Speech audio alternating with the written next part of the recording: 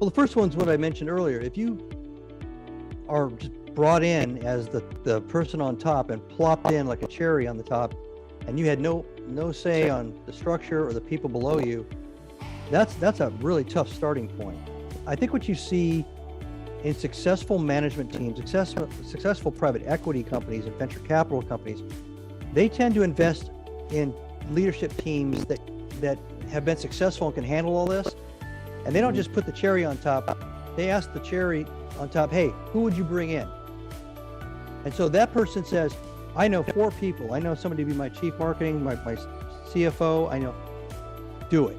And then you bring in that first echelon of leadership that already have the cultural point of view that you do. And that's one way of lowering stress for the top leader, because if everybody's got that sense of humor, then every Monday morning you all sit down and look at each other, no matter how bad it is. You know, right. Hey, there's a fire on the first floor. You got to be kidding me.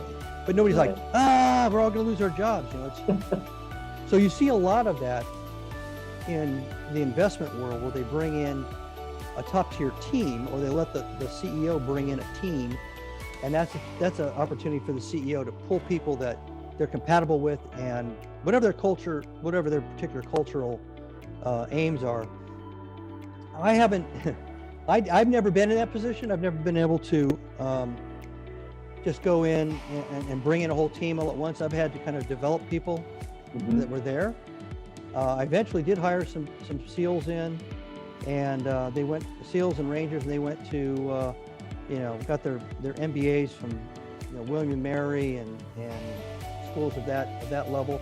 So I had ex-snipers, combat veterans that had all those great attitudes and awesome. View on life, but also had MBAs from top schools. And I was willing to let them evolve and learn and everything while they're going to school, and then they started to really drive the business. So I think if I had time, I would do that, but it doesn't have to be a SEAL, but it could be somebody with the right kind of attitude that comes in and is willing to learn. And I've committed a lot of time and